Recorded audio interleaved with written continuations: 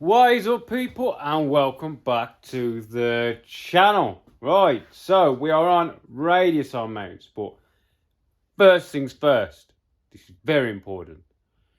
My friend Kevin at MRM Speed Shop on YouTube, they are doing a I don't know what you call it, like a giveaway kind of thing, where you buy a sticker and it's like a ticket and you get to win. It's a Mark III Escort convertible with an RS2000 motor in it, and it's a nice piece of kit. I've been down there. So jump over to his channel, have a look, see what you think. It's a nice old school car, you know what I mean? You just buy a sticker and you get entered into the raffle kind of thing. Whatever it is. I don't know. But I'm buying one. I'm telling you. Right then, anyway, back to where we are now. So, the jig, this little jig worked really well. It worked that well. The tolerances are that tight. Once I'd welded one, I had to wait before I could take it out because the heat expanded and just locked in. And then it shrank back down, it come loose. But this thing worked a treat. So this is going on the shelf. So if we grab one of these, as you can see, they're all welded up. And to be honest, the tigging came out. Considering I don't do that much. You've got a lot of colours because that's stainless and that's mild. But basically, so nice fit, that goes in there. So they're all the same and straight. So all of those are done. All 16 of them. Took a couple of minutes, I'm not going to lie. So that is away. So now what we're doing is, you know what I was on about these for the big arms. Big arms, the inner brackets. I bent one. And that is going to go like that, basically. You know, it's just to add that little bit of finessey. And obviously, strengthy. But it only really needs the top one, but I think it just looks nice. So, I'm going to show you what I'm doing because I've got the rest of these to bend. So basically, I put it in there. They do need the radius putting on, but I'll do that at the end. And there's a stop. Which all the stop is a 1, 2, 3 block clamped to the back. And then just for added measure, I can just put it on. Sorry, I was miles away. I weren't even looking, so you just put this in, make sure it's square, even though the 1, 2, 3 block's square. See? Just to double check. Then we know they're all square because they're all the same. So basically, we need, there's 4. There's 4 bent the one way, and then there's 4 bent the other way. We just stick it in. Nice. Clamp it down. We've got our degree meter, and these are 46 degrees. Don't ask me why I didn't do 45. For some reason, they're 46 degrees. Let's see if I can do it with one hand. So, this, so you've got 10, 20, 30, 40, and it'll go to 6. Should be able to do it with one hand. Yes. So that's 45, 46 on the gauge. Down, up, out. That simple. Is this the right one for that one? It is, but because the radius, because I haven't ground the radius off, it won't fit in, but it'll fit in if you catch my drift, because it's identical to that one. See, 46 degrees. So like that's closer than I normally get. So basically, I'm going to bend all them. 4 one way, well, 2 more this way, 4 the other way. And then I've cut, these are going to be the brackets that go on at the end of the doodad. You can see my markings out. So we're going to put them in the milling machine. And I will probably, I might just linish these down on the belt sander. Then all of these, we're going to put one in the milling machine, what are you not doing? Find our center. We'll find our edge. So we'll find a center, find our edge, come in our desired measurement, which is 8mm, isn't it? It's half of an M8's 4, and we came up 4mm because the thickness of the washer. So we'll come up 8mm from the end, pull a hole in. All of them identical. So yeah, put it in the milling machine, set the jig up, drill one, drill them all. Right, I'm going to bend them and then drill them. I'll show you. Right, I thought I'd quickly show you my setup. So, drill in the collet chuck. Because to get to this point, I got my edge finder and I referenced against the back of the jaw and the side of the jaw. That gave me a 0 point right on this corner. So now I came in the desired amount, 22 or 21.9, and then I came in the 7.7, I think it was. Hang on, we still be on here. As it's 21.92. No, it's not on there because this one keeps playing up. I've got to replace this. But we can look at it, can't we? So we are 7. There's your 7.5, 7.6, 7.7. This is what I've used to adjust it with. So we've gone round. That's 7.5. So we've got 7, 7.5, 7.6, 7.7. Just under. One under 7.7. So that. A couple of parallels. Then I spotted it. Took a double check. Made sure everything's right. And we are referencing against the end of the chuck. So I'm placing that in, slightly proud, sliding this in, drill the hole, and I'll show you what it comes out like. So this is our, or either one of these, so this is our doofer. This is what we've just made. You can see it's slightly off center. That is, as you can see, a perfect fit. Yeah? So that is what we need. We need all of these. We don't want any drag. Do you know what I mean? So that is why that is slightly off. And then we're going to put a bend there and a bend there. So it's big enough to put the nut. And I've got a spanner here somewhere. A spanner on the edge. Well, I think mainly what you'll do with these is, because when you're adjusting the camera on a Mini and the toe, you adjust it loose on the top, and when the weight of the car's on it, it's trying to give you more camber. So you're using the bottom nut to pull this down, technically lifting the car up and squaring out the rear wheels. So yeah, these and this gonna be nice soon. These are all bent, so they're ready. I'm just getting everything ready, and then we'll knock up, because actually I've still got to make the tool. Even though we've got scribe marks, I want to make a tool which aligns these perfectly, because if that's out of alignment, it won't adjust, because this has to go perfectly parallel. If it's on the piece, it'll only get so far and it'll bind up. I'm thinking about making something that fits in and that bolts too. I don't know. We'll figure that out when we get through. Right, we're going to finish them and then come back.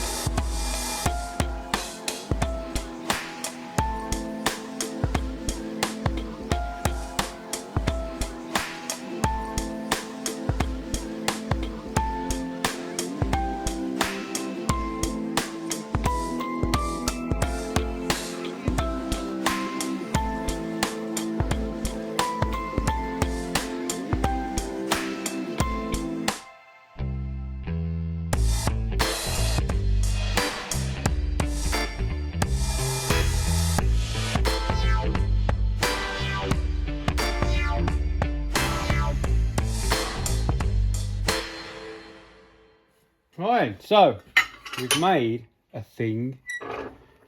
Basically, block of steel. That there is 1/2 inch sticking out. This there is now the same offset. Yeah, with the hole. And this come together and hold that where it needs to be.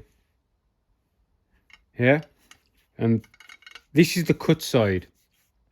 So what I did is I faced the underside. These are the stock side, stock material sides. So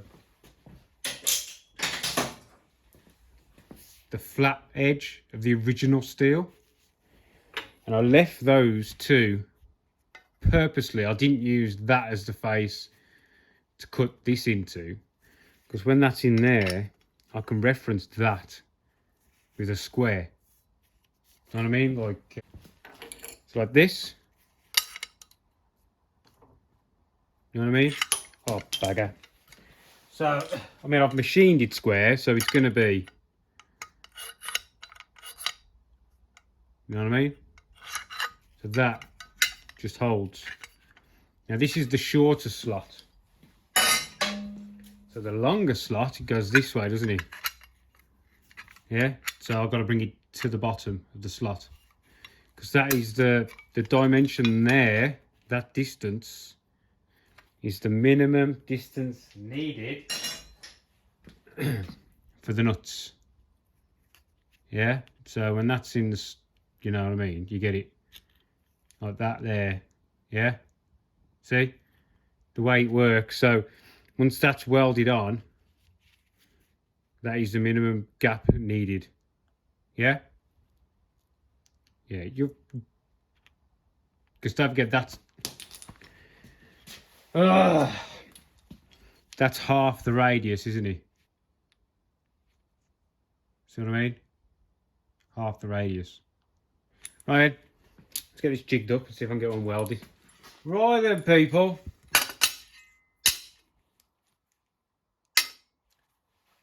I made a mistake. Yes, I made a mistake. So, do you know what I'm always going on about maths? It's all about maths. Precision maths. Well, my maths let me down today. I made a boo-boo. So this piece that I've just made, I referenced the wrong end of the slot. Right? And I'm going to show you exactly what I've done. So this, that's in the wrong place. It should be like way up here. More like the other way around.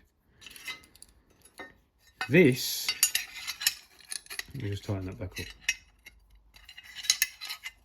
needs to be there. Yeah, so at its shortest point, this is fixed. So then when you undo the nut, you've got a full range of adjustment. You get me? So you start there, full range of adjustment. So what I did is I thought, I know, I'm going to put that at its shortest place, which you would, wouldn't you? We'll lock it off. And all I need to do is make a thing that fits in and puts it in that place. But it's not in the right place. And I'll show you. Because if that is at its shortest place, yeah, they don't line up, do they? But if, like a donut, I put it at the other end of the scale, ha! She lines up. So all I've done is this needs to be here, right? And if I put that there and turn this block around, it's still not in line. It's closer, but it'll need a spacer of like that much. So what I might do is make a spacer for this end, because it's easier to make a bigger spacer than it is a tiny spacer. So I need to work out this gap, which knowing is me is going to be about 18mm, which is the offset I did, and obviously went the wrong way. So I'm going to make a spacer to push this up, and then I'll tack it onto this block. What an absolute penis. I looked at it, you know, when I was just showing you boys, and I was like, boys and girls, I was like, hang on. And I was like, you absolute freaking turnip. So I'm going to make a spacer to correct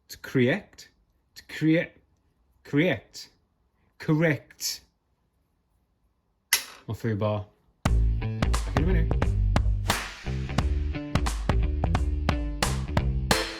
Before I weld this up, I thought I'd just show you. So what I did is I welded just, remember that one I made by mistake? Well, not by mistake, but I drilled it and then went back and reamed it. So, keep zooming out. That is on the same plane. And this goes on the same plane. And what I can do is this hole, put it across. And that way all of this is flush. Give it a little nip. And this locates in there. Solid. Yeah, so now that's where it's got to go. It'll be the same on every one. Some of these holes are slightly a little bit bigger and there's a little bit of movement, but I had to make this small enough to fit the smallest slot, if you know what I mean. But it fits, and I'm just checking with the square anyway, and then I'm tigging, then fusioning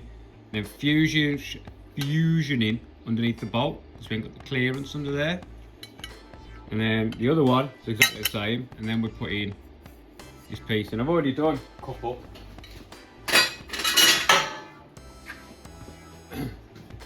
See? So we tig in, tig, fusion, and then I've tigged this. It's not gonna, what's going on with this? And then this is just tigged across here. I'm gonna try a few different settings on this one, see if I can make this a little bit better. Don't get me wrong, there's plenty of penetration there. You can see how it's burnt all the stuff off the back. So, but I'm only going to make 2 sets of these. Of course, I've got a chap interested in a part chassis, and he basically, it's a company called Potential Motorsport. They ran a space race Honda this year. Fastest Mini. They had a couple of handling issues, so I'm going to be building them a new chassis, but it's only part chassis. It's not full. But what they want to do, I want to really give up the ante a bit. So these will probably be 4mm, not 3mm. There's going to be a lot more strength in these because it's going to have power running through the back wheels. That's all I'm going to say. I'm going to build them a new chassis, and these are going to be bigger. So I'm going to not put all of this on if I need to make these out of a bigger gauge. 3mm, it's perfect for what I'm doing. 100%. You're never going to mess this up, especially with all the gussets and shit that I do. 2mm, a little bit on the weak side. We're putting power through these. I'm not sure, but you can buy the 4-link kit for a Mark II Escort, and the brackets are all 3mm. Technically, that's a rear-wheel drive, but it's got the axle to help spread the load. So I will make these out of 4mm.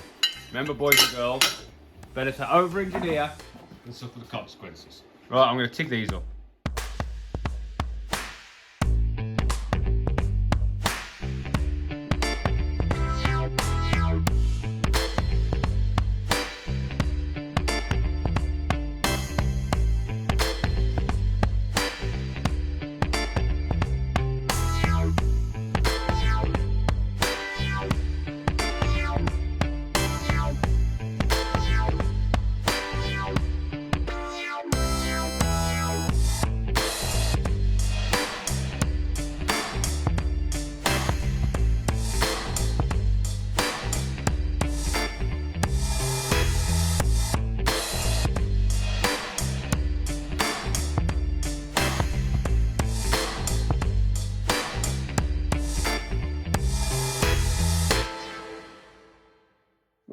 So, there we go. The other set's there, the number 2. As I say, I'm leaving those ones because they're not needed yet. So these two sets are done. So I think I overheated my TIG torch. It started getting a bit of porosity. So I ended up MIGging the tops. Well, to be honest. So we've TIG welded the brackets on, and all the rest of them are MIGged. The internal gussets are in. So we've got the 2 bigger internal gussets. All this is MIG welded up. And then on these we've got our top gussets welded underneath and our bottom gussets welded in. So all these are ready now. These ones to go on this car. The only thing I had to do is, you see that edge there? I had to bend that up to 75 degrees to follow the edge of this. But when this is fully adjusted all the way down, it doesn't contact. So I didn't want to cut it off. So that's a 45 and that's a 75. So yeah, I'm happy with them. Plenty of penetration. Look, we've burnt through nice. So we know, oops. We know our welds are going to stick. Burns it quite nice, but we haven't. See how that's perfect. That is, you're just burning away the what's this shit called now that you're going off? Mill scale. If you'd have started to deform this side of the steel, then you put a bit too much power in. Yeah, nothing too bad. So these 4 can go on. Those 4 are spare next set. I've got to fix this one. So that, look, my freaking bottle of gas ran out right at the friggin' end. So I'll grind that out, because if you've got porosity like that, say you've got holes or your gas runs out, you ain't never going to fix it. Grind it out, cut it out, start again. So I've got to fix them. So this has also got to be done to these ones, because if you look at these ones, we've only got the top one on here. This hasn't got anything in it yet, so this has all got to be done to this, and I've got to put the bottom one in here. So yeah, that's got to be done to that one to match my setup. Right, so there we go. I'm going to call this one. This is a longer video, so this might be a Sunday video or something. Right, thanks for watching. Catch you in the next one.